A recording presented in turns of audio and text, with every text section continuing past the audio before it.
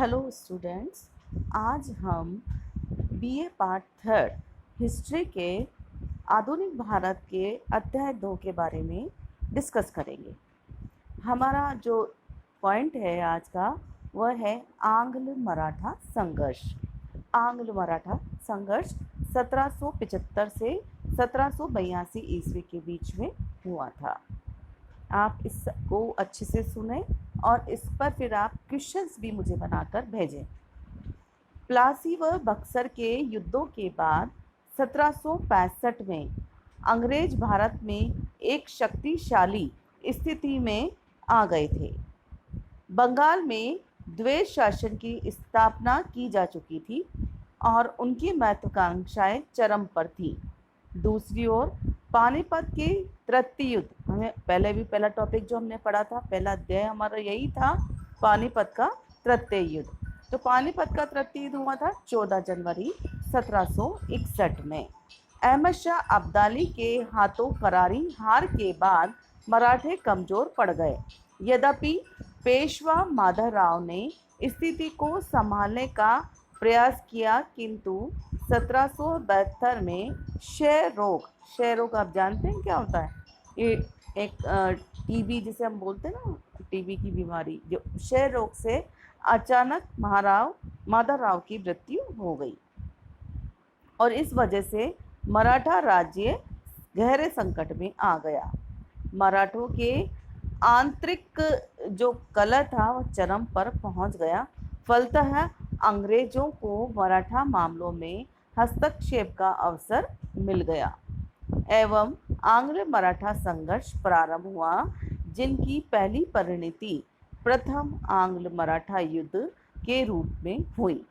अब आज हम प्रथम आंग्ल मराठा युद्ध के बारे में चर्चा करेंगे। क्या क्या कारण रहे इसके? पहला कारण हमारा आप देखेंगे स्क्रीन पे आपके आ रहा है। पहला कारण है अंग्रेजों की महत्वाकांक्षाएं। नाम से स्पष्ट हो रहा है, महत्वाकांक्षाएं। अंग्रेज भारत में स्थापित होना चाहते थे और इन्होंने शुरू से क्या करा था, फूट डालो और राज्य करो की नीति अपनाई थी और ये चाहते थे कि भारत में अधिकाधिक हमारा वर्चस्व रहे और अपनी महत्वाकांक्षाओं के चलते हुए इन्होंने हस्तक्षेप की नीति को अपनाया। ठीक है, पहला पॉइंट हमारा है अंग्रेजों की महत्वाकांक्षाएं। अंग्रेजों की सत्ता के इस समय 3 केंद्र बिंदु थे। कौन कौन से थे वो? बंगाल, मद्रास और बम्बई। बंगाल में स्थित तत्कालीन गवर्नर जनरल वॉरेन हेस्टिंग्स ने अवध के जो नवाब था उसके साथ बनारस की संधि की और अपनी स्थिति को उन्होंने सुदृढ़ कर लिया। अब उधर क्या हुआ, मद्रास में जो है मद्रास परिषद ने कर्नाटक एवं उत्तरी सरकार के क्षेत्रों में अपना प्रभाव बढ़ाया, किंतु मराठों की उपस्थिति में बम्बई की ब्रिटिश परिषद कुछ नहीं कर पा रही थी और यह परिषद सालसेट और बसीन की बंदरगाह लेना और पूना के पेशवा दरबार में राजनीति प्रभाव स्थापित करना चाहती थी। इसी बीच मराठों के आंतरिक कलह ने बम्बई परिषद को अपनी महत्वाकांक्षाएं पूर्ण करने का अवसर दिया। ये था पहला पॉइंट कि किस तरह से वो अपनी महत्वाकांक्षाएं पूर्ण करना चाहते थे और मराठों के आंतरिक कलह ने उनकी महत्वाकांक्षाओं को पूरा करने का अवसर दिया।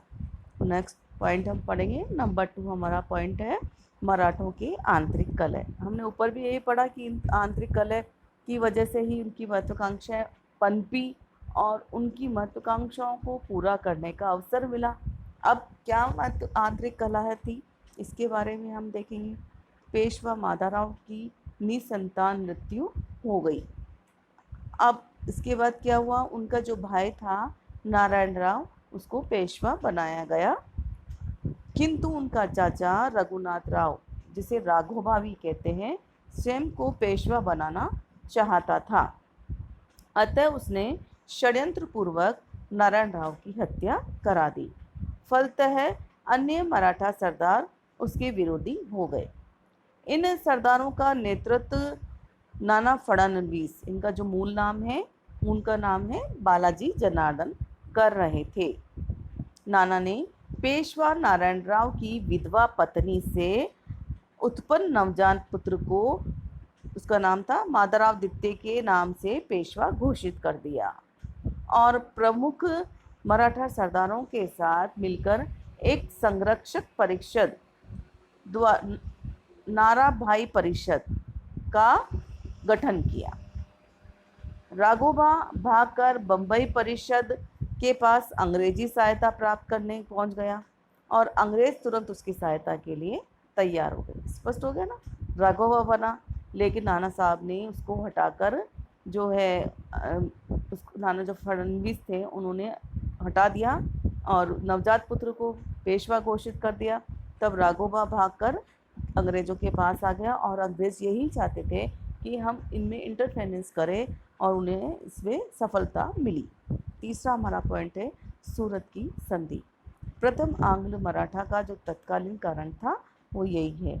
बंबई परिषद व राघोबा के मध्य 6 मार्च 1775 को सूरत की संधि संपन्न हुई, जिसकी प्रमुख शर्तें ये थी कि ब्रिटिश कंपनी राघोबा को पेशवा बनाने में मदद करेगी और बदले में कंपनी को सालसेट और भसीन क्षेत्र प्राप्त होंगे।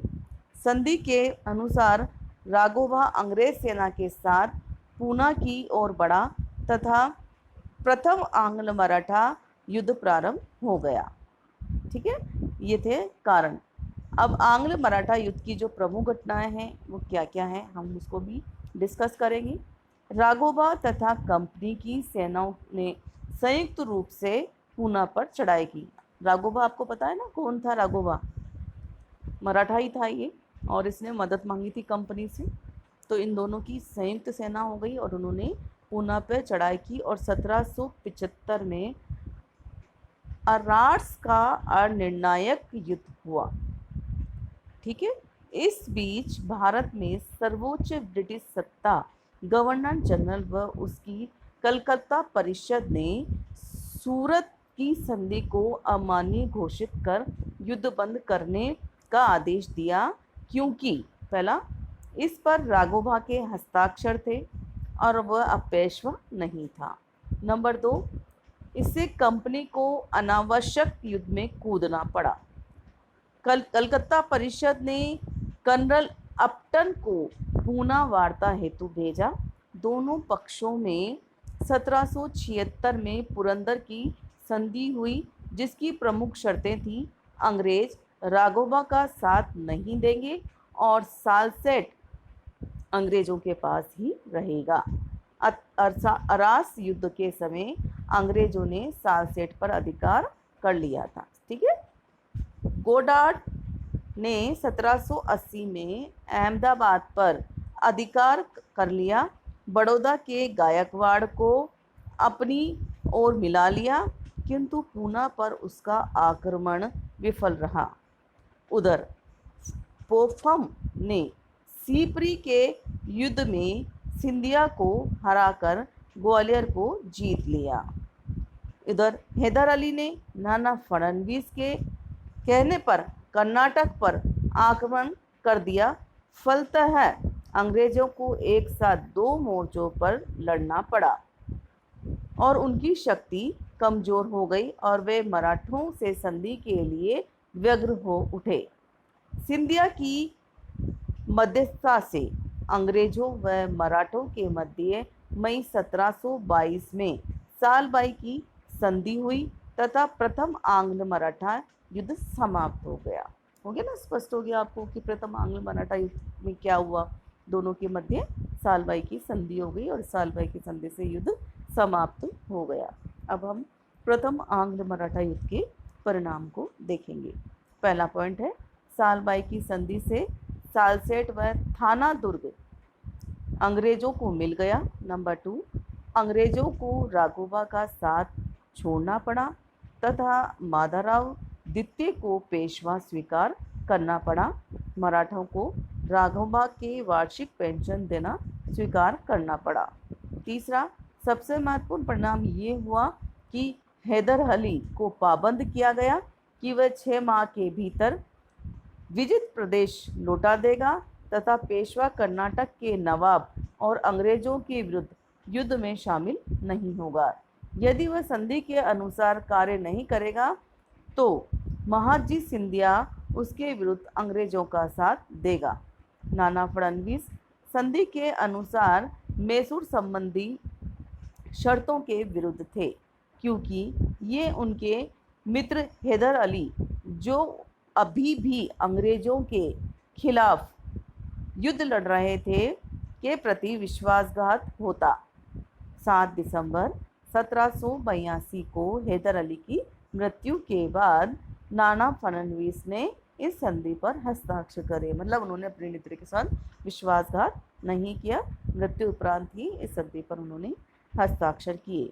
इस प्रकार प्रथम आंग्ल मराठा युद्ध का सबसे महत्वपूर्ण परिणाम ये हुआ कि मैसूर को अलग थलग कर दिया गया और उसे किसी की भी सहायता नहीं मिली और अंततः अंग्रेजों ने उसे कुचल दिया। नेक्स्ट 4 नंबर हम देखेंगे। अगले 20 वर्षों में अंग्रेजों व मराठों के मध्य शांति रही, क्योंकि अंग्रेज अन्यत्र व्यस्त रहे, किंतु उन्हें अब मराठों की फूट का पता चल गया। तो ये था हमारे आंग्ल मराठा युद्ध के प्रथम युद्ध के कारण उसकी घटनाएं और परिणाम। आपको सबको अच्छे से समझ में आ गया होगा। आशा है कि आप इसको अच्छे से पढ़ेंगे, ध्यान देंगे, ताकि ये आपके एग्ज़ाम में काम आएगा। धन्यवाद।